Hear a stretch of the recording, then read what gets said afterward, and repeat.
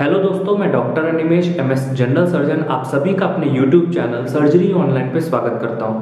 दोस्तों, जैसा कि आप जानते हैं अभी नॉर्थ इंडिया में बहुत ज़्यादा ठंड बढ़ गई है और ठंड से बचने के लिए लोग आग सेकते हैं, आग तापते हैं और अपने बॉडी को गर्म करने की कोशिश करते हैं, लेकिन उससे बर्न केसेस भी बहुत ज़्यादा बढ़ जाते हैं। मतलब लोग जल जाते हैं और हम जब इमरजेंसी में बैठते हैं तो बहुत सारे लोग बर्न के इस समय खास करके आते हैं।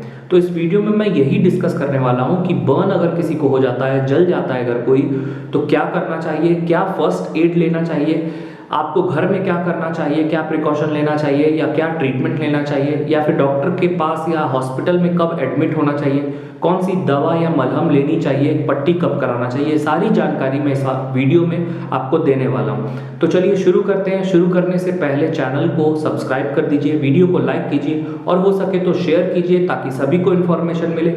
अगर आपको कोई हेल्थ इशू है, किसी बीमारी या दवा के बारे में या सर्जरी के बारे में कुछ पूछना है तो आप डाउनलोड कर सकते हैं सर्जरी ऑनलाइन ऐप, जिसका लिंक मैंने डिस्क्रिप्शन में डाल दिया है। अगर आपका कोई छोटा मोटा सवाल है तो आप इंस्टाग्राम पे भी हमें फॉलो करके अपने सवाल पूछ सकते हैं, उसका भी लिंक मैंने डिस्क्रिप्शन में डाल दिया है। तो चलिए दोस्तों शुरू करते हैं।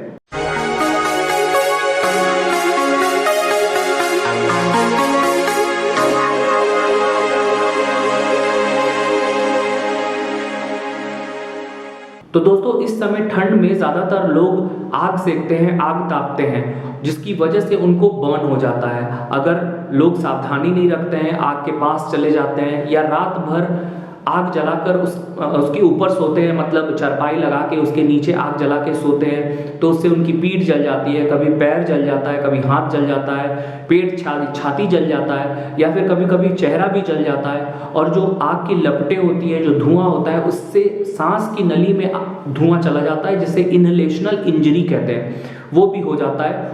उसमें क्या होता है, जो सांस की नली है वो सूज जाती है, उसमें सूजन हो जाता है और वो बंद हो जाती है, सांस लेने में तकलीफ होने लगती है, जो एक लाइफ थ्रेटनिंग कंडीशन होता है, सीवियर हो जाता है ये प्रॉब्लम। तो ऐसे सिचुएशन में क्या करना चाहिए?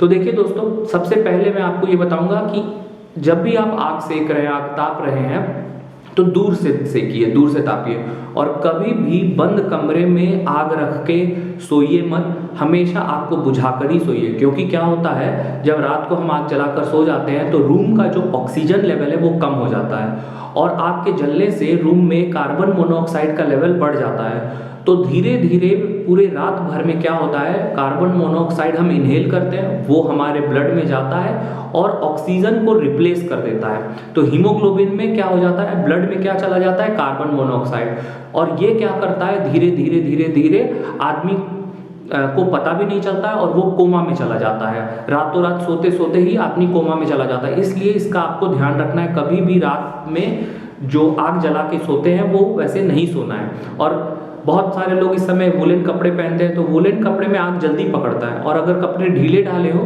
तो वो आग पकड़ता है और पता भी नहीं चलता है। अगर टाइट कपड़े पहनेंगे तो वो पता चल जाएगा। लूज कपड़े, वुलन कपड़े लोग पहनते हैं, ज़्यादातर लेडीज पहनती हैं, तो वो आग पकड़ लेता है और फिर पता नहीं चलता है और पैर जल जाते हैं। तो इस सब चीज़ों से आपको बचना है, सावधान रहना है, सबसे पहली चीज़। तो दोस्तों, अगर आपको बर्न हो जाता है तो बर्न के केसेस में क्या करना चाहिए? तो देखिए, अगर छोटा मोटा बर्न होता है तो आप उसे रनिंग वाटर में धोइए। बहुत सारे लोग फ्रिज का पानी या बर्फ़ यूज़ करते हैं, तो वो हम एडवाइस नहीं करते हैं, क्योंकि अगर बहुत ज़्यादा एरिया में बर्न हो जाता है और हम फ्रिज का पानी या बर्फ़ यूज़ करेंगे तो पेशेंट को हाइपोथर्मिया भी हो सकता है, जिससे बॉडी का टेम्परेचर बहुत कम हो जाता है और वो भी बहुत बीमार कर सकता है पेशेंट को। तो हम नॉर्मल टैप वाटर ही बोलते हैं यूज़ करने के लिए, वुंड को धोने के लिए, जो बर्न या जला है उसको धोने के लिए। उसके बाद पेशेंट जो ज़्यादा जल जाते हैं, जैसे अगर जलते हैं तो वो परसेंटेज ऑफ एरिया हम निकालते हैं कि कितना परसेंटेज बर्न हुआ है और उसके बेसिस पे हम पेशेंट को फ्लूइड देते हैं, क्योंकि जब बर्न होता है तो बॉडी में जो फ्लूइड होती है उसकी कमी हो जाती है, पेशेंट को डिहाइड्रेशन हो जाता है, मतलब बॉडी से फ्लूइड की कमी हो जाती है। आप जानते ही हैं, बॉडी हमारा 70% फ्लूइड से बना है और फ्लूइड की कमी हो जाएगी तो फिर जान नहीं बचेगी। तो फ्लूइड देना बहुत ज़्यादा ज़रूरी होता है और फ्लूइड हम पहले 8 घंटे में ज़रूर देते हैं, क्योंकि पहले 8 घंटे में अगर फ्लूइड नहीं दिया गया तो पेशेंट को डिहाइड्रेशन होगा और पेशेंट की जान को खतरा हो जाएगा। तो पहले 8 घंटे बहुत ही क्रूशियल होते हैं। कितना फ्लूइड देते हैं दोस्तों, तो ये हम कैलकुलेट करते हैं कि कितना बॉडी सरफेस एरिया जला है। वो परसेंटेज होता है, एक चार्ट होता है, उससे हम पता लगा लेते हैं कि कितना परसेंटेज जला है और उसको बॉडी वेट से मल्टीप्लाई करके निकाल लेते हैं, कैलकुलेट कर लेते हैं कि इतना जला है तो इतना फ्लूइड पेशेंट को देंगे, इतना वजन है पेशेंट का। तो उसके हिसाब से हम शुरू के 8 घंटे बहुत क्रूशियल होते हैं, उसमें फ्लूइड चढ़ा देते हैं, फ्लूइड रिससिटेशन जिसे कहते हैं। उसमें हम रिंगर लैक्टेट फ्लूइड होता है, 500 ml की बोतल आती है, उसको देते हैं। वो 5 बोतल, 6 बोतल, 8 बोतल, डिपेंड करता है कितना बॉडी पार्ट जला है और कितना बॉडी का वेट है। उसके बाद दोस्तों फ्लूइड जब दे देते हैं, जो शुरू के 8 घंटे होते हैं उसमें देना बहुत ज़रूरी होता है। फिर उतना ही फ्लूइड हम अगले 16 घंटे में देते हैं। और फिर उसके बाद जब 24 घंटे पूरे हो जाते हैं, जब पेशेंट थोड़ा खतरे से बाहर हो जाता है, तो हम मेंटेनेंस फ्लूइड देते हैं। मतलब यूरिन आउटपुट कैलकुलेट करते हैं, मतलब कितना पेशाब हुआ। पेशाब की यूजुअली हम नलकी लगा देते हैं जिसे फोलीज कैथेटराइजेशन कहते हैं, और उस फोलीज में, उस पेशाब की नली में जितना पेशाब आता है, इकट्ठा होता है, उससे ज़्यादा हम थोड़ा फ्लूइड उसको देते हैं 24 घंटे के बाद। उसे हम मेंटेनेंस फ्लूइड कहते हैं।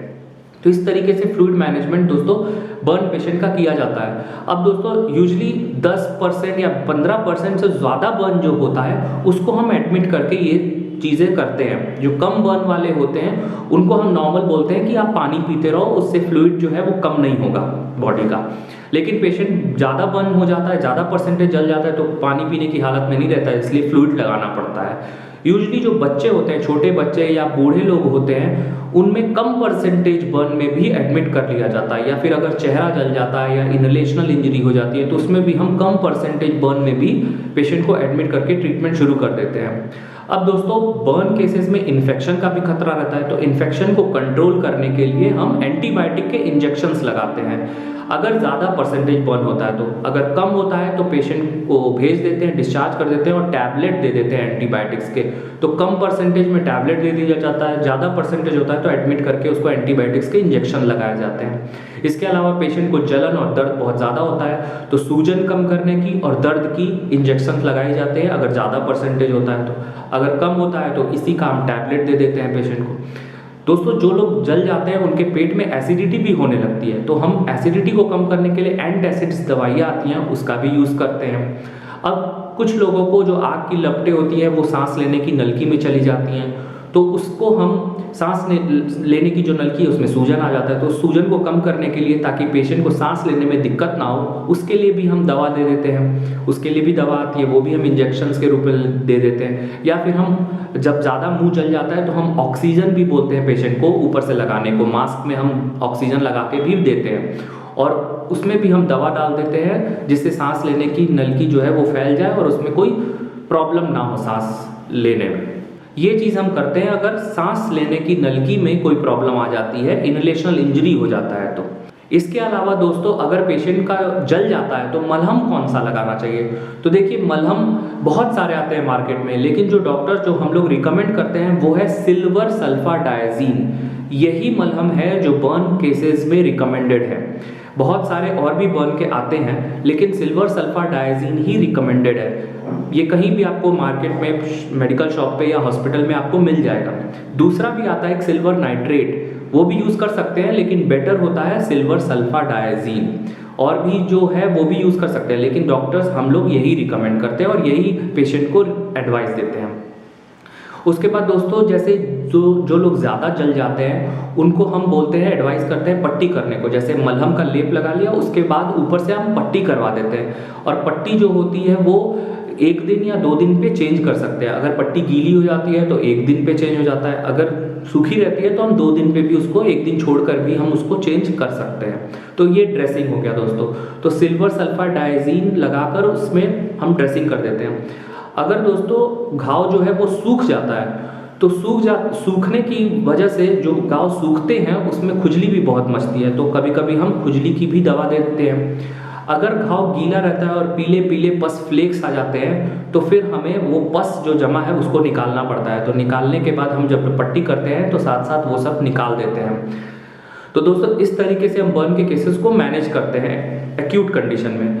अब बर्न के केसेस बाद में भी आते हैं जैसे पुराना बर्न है जल गया है और उनको कॉन्ट्रैक्चर डेवलप हो गया है, जैसे हाथ में सिकुड़न हो गई है, क्योंकि जब पेशेंट को जलन होती है, जैसे गले में अगर जल गया है या फिर यहाँ पे जल गया है, हाथ में जल गया है या फिर यहाँ जल गया है, तो हम पेशेंट को एडवाइस करते हैं एक्सरसाइज करने को। अब एक्सरसाइज जैसे यहाँ पे जलता है तो जलने की वजह से ही ऐसे सिकुड़ जाता है, तो हम पेशेंट को 2-3 दिन बाद जब पेशेंट थोड़ा ठीक हो जाता है, स्टेबल हो जाता है, तो हम उसको बोलते हैं इस तरीके से एक्सरसाइज करने को, ताकि ये जो सिकुड़न हुई है वो खुल जाए।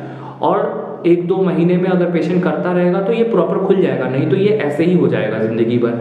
अगर यहाँ जला है तो हम पेशेंट को बोलेंगे इस तरीके से खोल और बंद करके एक्सरसाइज करें, या फिर कहीं और गले में जला है तो हम बोलते हैं पेशेंट को इस तरीके से एक्सरसाइज करें, या फिर कान के भी हम मसाज करवाते हैं ताकि वहाँ पे भी कोई कॉन्ट्रैक्चर ना डेवलप हो, बर्न के बाद जो डेवलप हो जाता है। तो इस तरीके से ये चीज़ें एडवाइस दी जाती हैं बर्न के केसेस में। और जो पुराने बर्न आते हैं कॉन्ट्रैक्चर के साथ, उनको हम ऑपरेशन, जो कॉन्ट्रैक्चर अगर बन गया है तो उनका फिर हम ऑपरेशन भी करना पड़ जाता है रिलीज़ करने के लिए, फिर भी उतना ठीक नहीं हो पाता है। इसलिए अगर बर्न होता है और सिकुड़न हो जाती है तो आप उसका एक्सरसाइज पेशेंट को बोल सकते हैं करने को। दोस्तों ये सब थी थर्मल बर्न की। इसके अलावा इलेक्ट्रिक बर्न के भी केसेस सामने आते हैं, मतलब बिजली का तार जो है वो गिर जाता है या लाइटनिंग हो जाती है, करंट लग जाता है, उसकी वजह से जल जाता है। तो हम पेशेंट्स को, बर्न के पेशेंट्स को जो उनका खून का जांच होता है वो भी करवाते हैं, ईसीजी भी करवाते हैं, क्योंकि जो करंट होता है वो पास होता है तो बॉडी में हार्ट जो बीट करता है उसमें भी प्रॉब्लम आ सकती है, तो हम ईसीजी करते हैं, एडवाइस देते हैं। फिर हम liver function test, kidney function test करवाते हैं, ये देखने के लिए कि कहीं लिवर और किडनी डैमेज तो नहीं हुआ है। और फिर हम हीमोग्लोबिन का टेस्ट करते हैं और भी बाकी ब्लड टेस्ट करते हैं, जिससे हमें पता लग जाता है कि बॉडी में इन्फेक्शन है या नहीं। तो दोस्तों ये सारी थी जानकारी बर्न के केसेस के लिए। उम्मीद है वीडियो में दी गई जानकारी आपको पसंद आई होगी। अगर वीडियो पसंद आया हो तो लाइक करें और भी लोगों में शेयर करें और चैनल को सब्सक्राइब करना ना भूलें। अगर आपको कंसल्ट करना है तो नीचे दिए गए डिस्क्रिप्शन में लिंक है सर्जरी ऑनलाइन ऐप का, वहाँ से आप हमसे फ्री में कंसल्ट कर सकते हैं। इंस्टाग्राम पे आप हमसे अपने छोटे मोटे सवाल हैं तो वो पूछ सकते हैं, उसका भी लिंक मैंने डिस्क्रिप्शन में डाल दिया है। तो दोस्तों मिलते हैं नेक्स्ट वीडियो में, तब तक के लिए टेक केयर।